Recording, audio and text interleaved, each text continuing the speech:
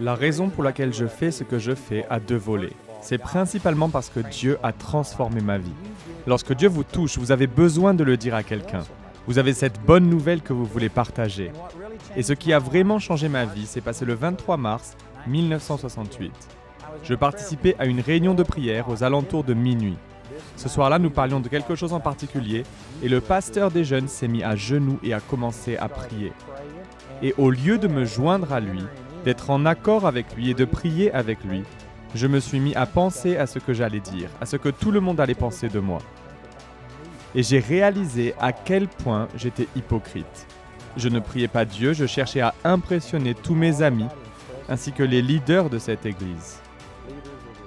Et j'étais allongé là dans une flaque de larmes, attendant la réponse de Dieu. Et je ne sais pas comment l'expliquer, mais un amour divin, un amour surnaturel m'a envahi. C'était merveilleux. Vraiment, je ressentais de manière physique et tangible l'amour de Dieu. Quelques mois après son expérience du 23 mars, le jeune Andrew a été envoyé à l'entraînement de base à l'armée, où sa relation avec Dieu a été mise à rude épreuve au quotidien. Quand je suis parti au Vietnam, j'étais de confession baptiste. Mais lorsque j'en suis revenu, je ne l'étais plus.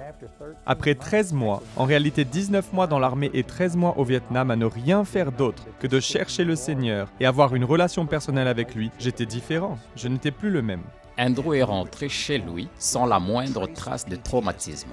La parole de Dieu l'a préservé. Andrew et Jamie se sont mariés le 27 octobre 1972, ce qui a marqué un nouveau chapitre dans la vie d'Andrew.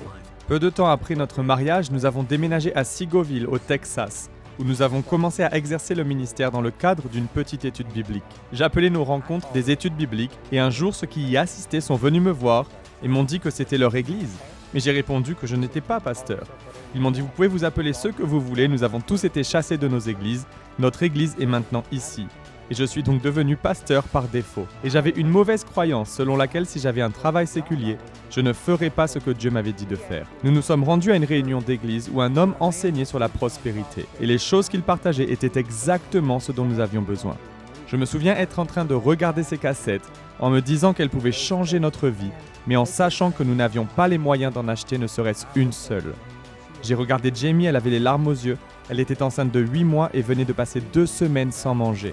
C'est à ce moment-là que j'ai pris la décision de dire « Père, si tu me donnes quelque chose qui peut aider une autre personne, je ne lui en refuserai jamais l'accès pour des raisons financières. » Lorsque nous avons finalement commencé à publier quelques ressources à Childress au Texas, j'ai tout distribué gratuitement, simplement sur la base de cet engagement que j'ai pris envers le Seigneur. Dieu a déjà placé sa puissance à l'intérieur de vous.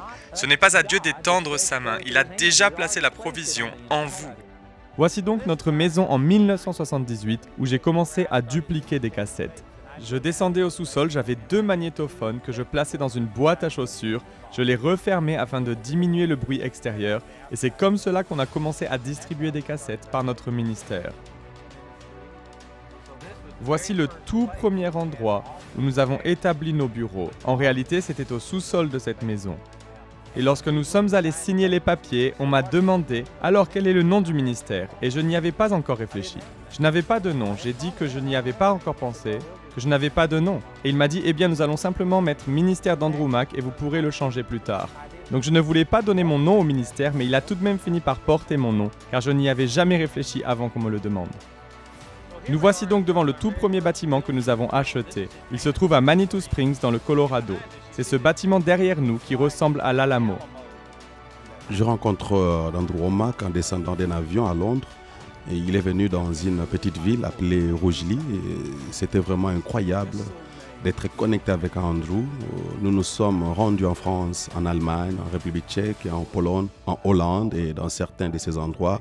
Il y a aujourd'hui des écoles bibliques et des bureaux des ministères d'Andrew Mack. J'apporterai la parole dimanche soir. Qu'est-ce que c'est ? Il faut recommencer. Laissez-moi aller chercher la date. Ok, essayons encore, désolé.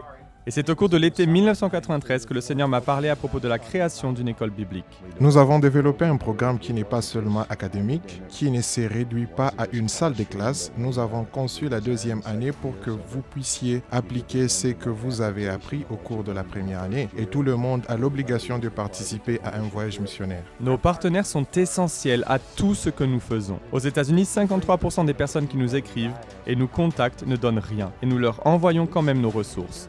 Aujourd'hui, le ministère d'Andrew Mack a des bureaux dans 19 nations différentes et a ouvert plus de 70 écoles bibliques Charis autour du monde.